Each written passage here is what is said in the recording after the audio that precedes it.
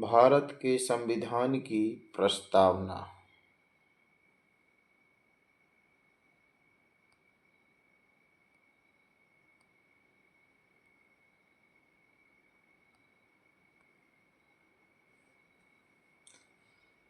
भारत का संविधान।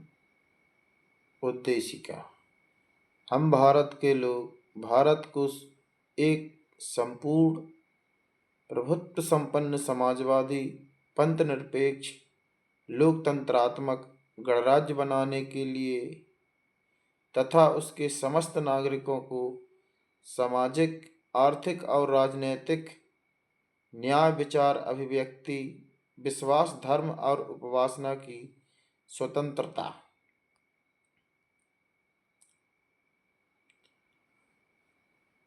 प्रतिष्ठा और अवसर की समानता प्राप्त करने के लिए तथा उन सब में व्यक्तियों की गरिमा और राष्ट्र की एकता और अखंडता सुनिश्चित करने वाली बंधुता बढ़ाने के लिए दृढ़ संकल्प होकर अपनी इस संविधान सभा में आज तारीख 26 नवंबर 1949 ईस्वी मार्गशीर्ष शुक्ल सप्तमी संवत 2006 विक्रमी को एतद द्वारा इस संविधान को अंगीकृत अधिनियम और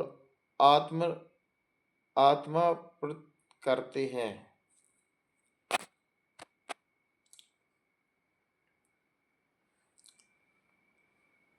यह भारत के संविधान को नियंत्रित करने वाले सिद्धांतों को चिन्हित करने वाला एक परिचयात्मक वक्तव्य है। यह संविधान का मसौदा तैयार करने के पीछे संविधान सभा की प्रकृति और उद्देश्य की प्रस्तावना करता है। इसमें उस स्रोत का उल्लेख है जहां से संविधान को शक्ति मिलती है, यानी भारत के लोग।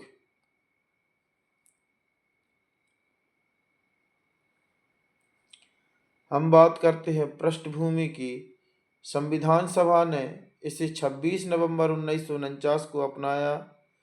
जबलपुर के व्यवहार राम मनोहर सिन्हा ने भारत के संविधान के अन्य पृष्ठों के साथ साथ प्रस्तावना के पृष्ठ को भी डिजाइन किया। इसे पहली बार और अंतिम बार 42वें संविधान संशोधन अधिनियम 1976 के तहत संशोधित किया गया था। हम बात करते हैं प्रस्तावना की। संविधान का स्रोत भारत के लोगों में निहित है। संविधान की प्रकृति संप्रभु, समाजवादी, धर्मनिरपेक्ष, लोकतांत्रिक और गणतांत्रिक है। संविधान के उद्देश्य: न्याय, स्वतंत्रता, समानता और बंधुत्व के साथ साथ राष्ट्र की एकता और अखंडता। हम बात करते हैं संविधान लागू होने की तिथि 26 जनवरी 1950। अगर हम बात करते हैं हमारा संविधान लागू कब हुआ या बनकर तैयार हुआ, तो 26 नवंबर 1949 को हमारा संविधान बनकर तैयार हुआ और 26 जनवरी 1950 को हमारा संविधान लागू हुआ। अगर हम बात करते हैं कि संविधान को बनने में लगा समय 2 वर्ष 11 माह 18 दिन इसको बनने में लगा समय। अगर हम इसकी बात करते हैं तो इसमें 3 वाचन भी हुए थे।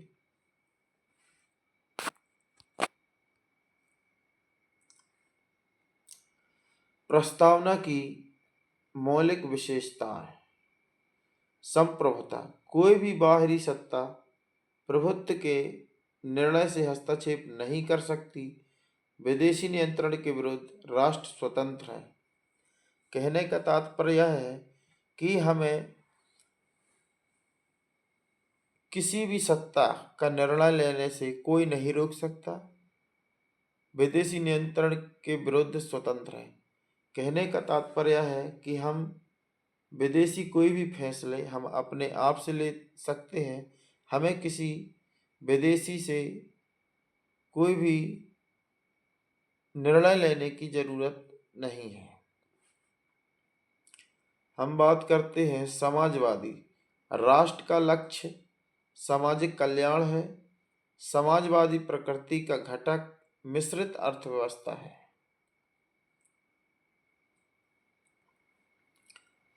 धर्मनिरपेक्ष। राज्य का कोई राष्ट्रीय धर्म नहीं। राज्य की नज़र में सभी धर्म समान हैं। बात करते हैं लोकतांत्रिक। सरकार संविधान के अनुसार मतदान करने वाले लोगों की इच्छा से चुनी जाती है। हम बात करते हैं मतदान की, तो मतदान करने की जो उम्र है वो है 18 वर्ष। अगर हम बात करते हैं तो पहले मतदान करने की उम्र कितनी थी, तो पहले वोट डालने की उम्र 21 वर्ष थी। हम बात करते हैं गणतंत्र। राज्य का मुखिया जनता द्वारा चुना जाता है।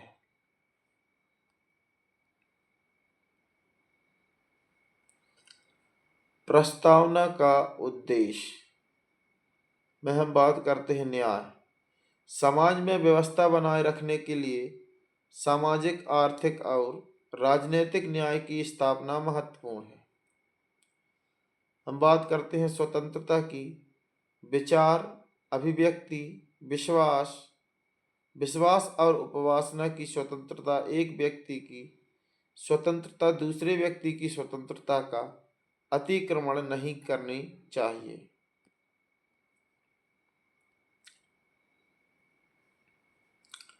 समानता।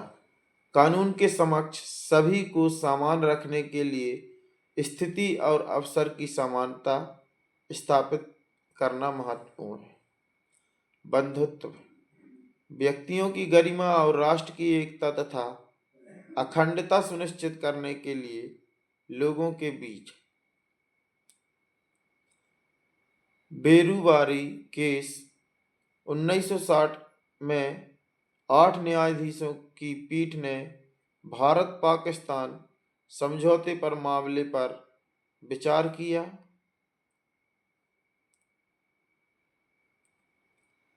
पीठ ने कहा कि प्रस्तावना संविधान का हिस्सा नहीं है और इसलिए इसे कानून द्वारा लागू नहीं किया जा सकता। इसके अलावा यह निर्माताओं के दिमाग की कुंजी है। हम बात करते हैं केशवानंद भारतीय बनाम केरल राज्य 1973। 13 न्यायाधीशों की पीठ ने प्रस्तावना को संविधान का हिस्सा बताया। इसके पास कोई सर्वोच्च प्राधिकार नहीं है, लेकिन यह संविधान के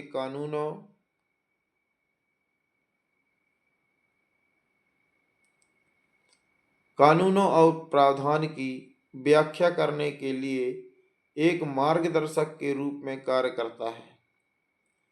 संघ सरकार बनाम LIC of India 1975।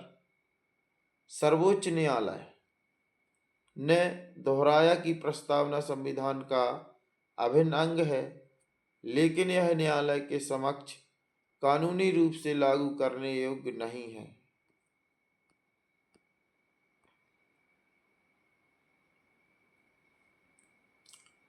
SR Bommai बनाम भारत संघ और अन्य 1994।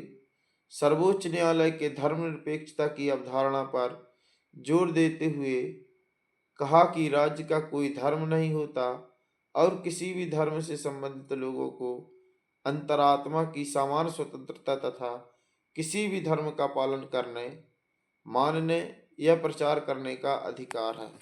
हम किसी भी धर्म को मान सकते हैं और किसी भी धर्म का प्रचार कर सकते हैं।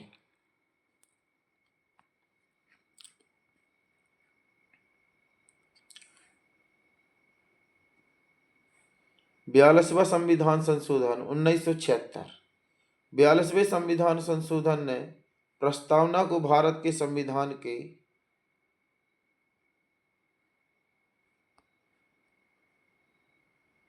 अभिन्न अंग रूप में चिन्हित किया। केशवानंद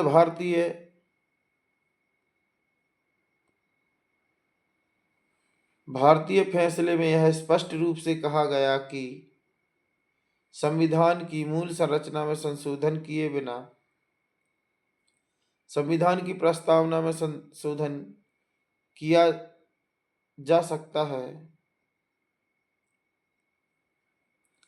यह इतिहास में पहली बार था जब प्रस्तावना में संशोधन किया गया। इस संशोधन के तहत प्रस्तावना में समाजवादी, धर्मनिरपेक्ष, अखंडता शब्द जोड़े गए। राष्ट्र की एकता और अखंडता के रूप में संशोधित किया गया। हम बात करते हैं निष्कर्ष। संविधान की प्रस्तावना एक परिचयात्मक दस्तावेज है जिसमें उद्देश्यों का सारांश दिया गया है और उन सिद्धांतों को बताया गया है कि जिन पर विधायिका, कार्यपालिका और न्यायपालिका आधारित हैं।